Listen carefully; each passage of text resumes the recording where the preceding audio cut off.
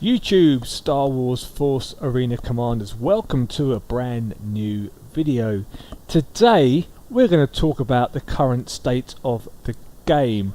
Now the game is only probably coming up for 2 months old, and our last major update was roughly about 3 weeks ago. I know that because I streamed it, which was 1.4, and that brought some welcome changes and some new structures to the game, which improved the game greatly. Now the biggest problem at the moment is there's not enough people playing the game, which is a real shame because it is a really good game. I would love to see more people playing it because it is a lot of fun. However, having said all that, I think right now the most crucial thing that this game needs in the next update is 2v2 being fixed. Let's face it, the matchmaking is horrendous right now. And with each season, it seems to be less and less players in the game, meaning but the chances of you playing a more higher level player is increased, and that has been the case the last 2 weeks. I've noticed, especially at the lower level as well, where my level 7 will play a level 11, and you haven't really got hope in hell unless your cards are really maxed out, when you may stand a chance. But even then, you have to pray to the Emperor for some leniency, which is not going to happen. So given the fact the game is still pretty new, it's got a long way to go until I think we should really look at having some new leaders introduced. While we'd like to see new stuff added content wise, like new leaders, that kind of stuff, and new vehicles and units, I think really the problem we're going to have is retaining the players, keeping people playing, and importantly paying. And I think the only way to make that happen is by improving the matchmaking.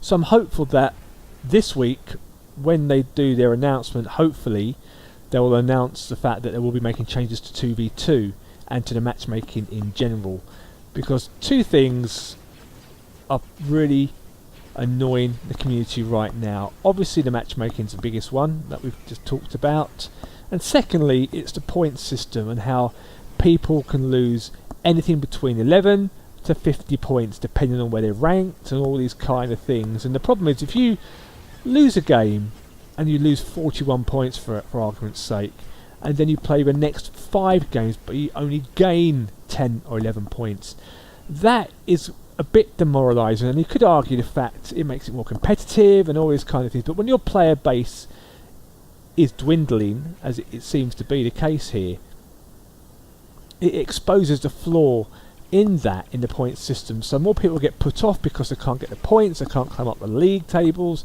all these kind of scenarios.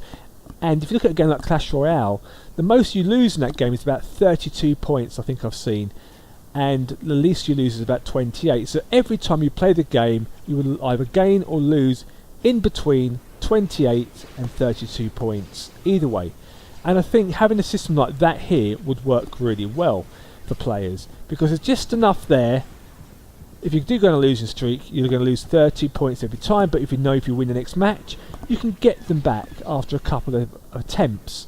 So I'd really like to see a change in the point system geared towards something like Clash Royale has.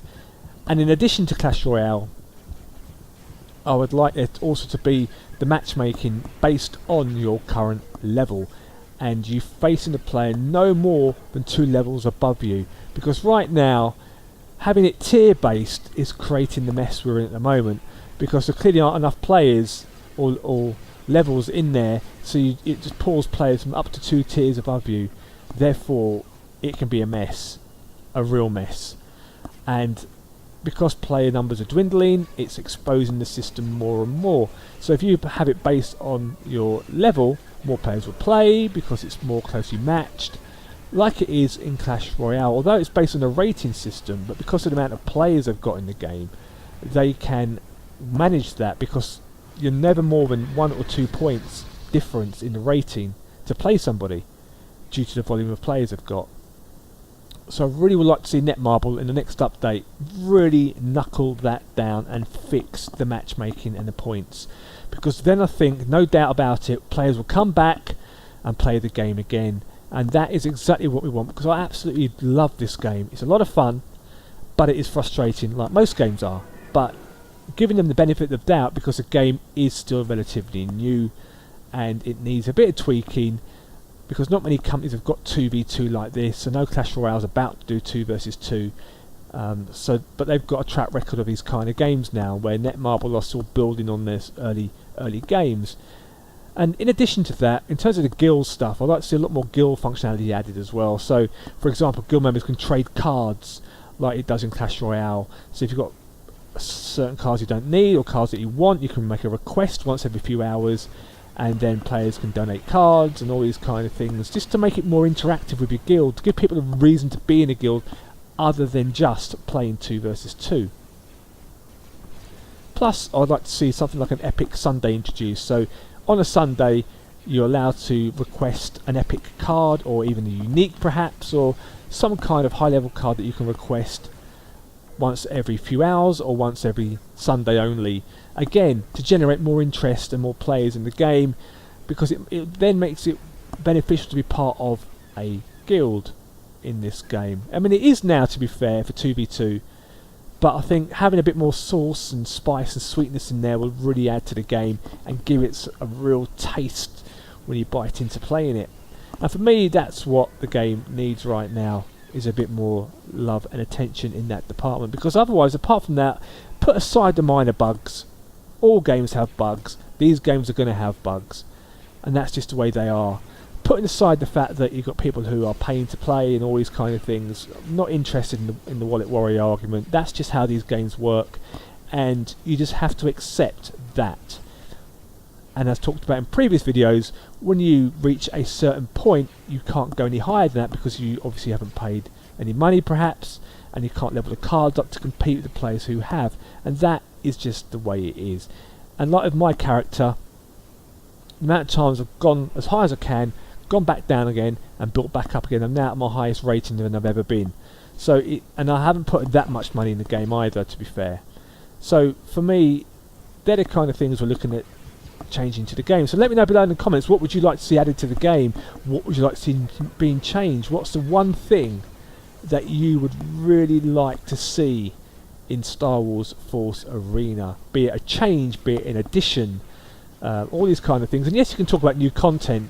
You know, for me, I'd love to see the First Order added as an expansion, perhaps. You know, having Kylo Ren in there, and having Rey and Finn and Poe Dameron and all these kind of characters in there as well would be awesome to have.